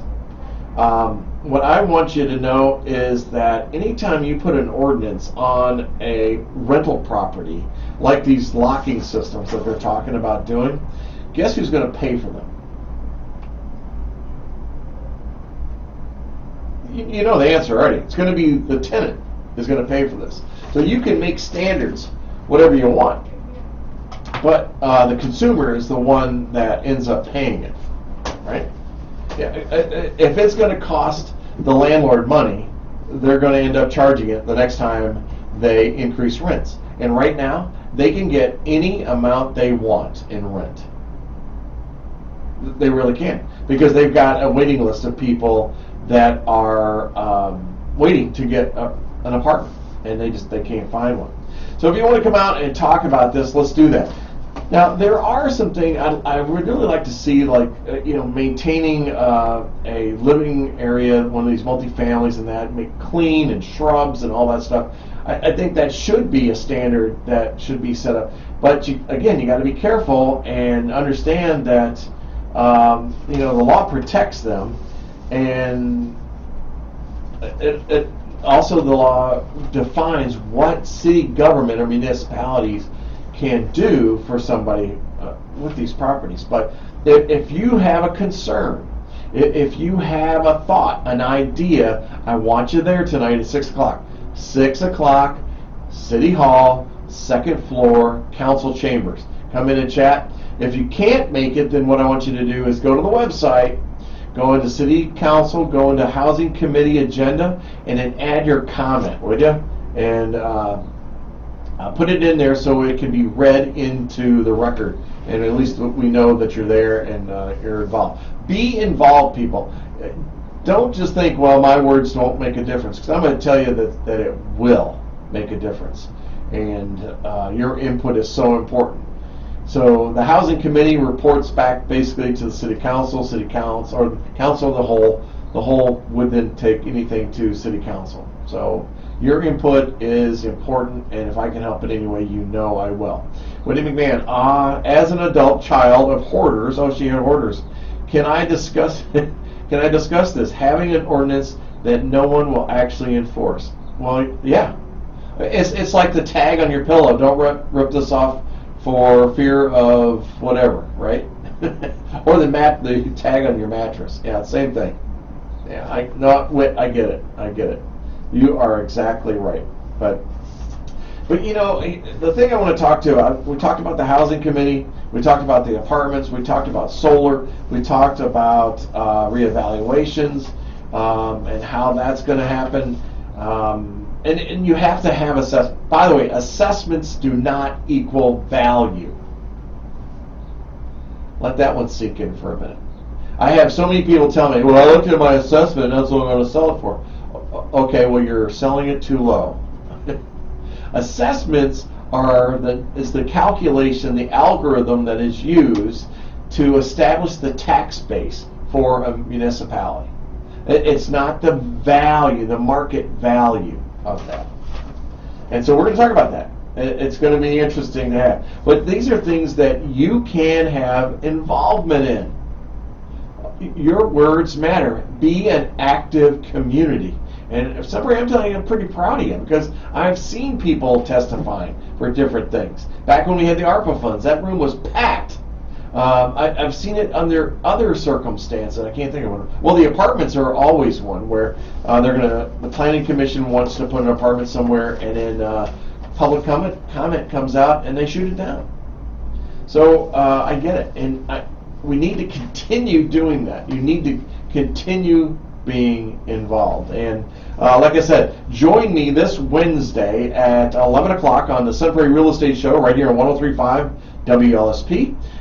You can also catch us on Facebook, and we'll be doing it live there also. And we will have the city assessor in studio with Laura and I, and we're going to be sharing your comments, your questions with the assessor. We're going to learn the process for this. We're going to figure out exactly what we're doing. Now, my house was reassessed back, I want to say October, November, and I may ask Alex to actually use my house as an example, which I'm afraid, I'm fearful, I'm scared, because you don't want to pay too much. You just want to pay your fair share, right?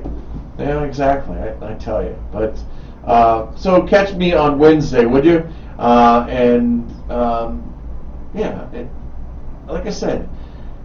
Like I said, your words matter. Your influence matters in our city government, and so you need to do this. So I'm going to get out of here, and we're going to leave with a Blake Shelton song, which I think is perfect for Sun Prairie because this is God's country, and you guys make it that way. Have a great Monday. Catch you on Wednesday, and if you see me out and about, give me some ideas on what you would like to have as a subject on Good Morning Sun Prairie. Bye, Sun Prairie. Have a great Monday.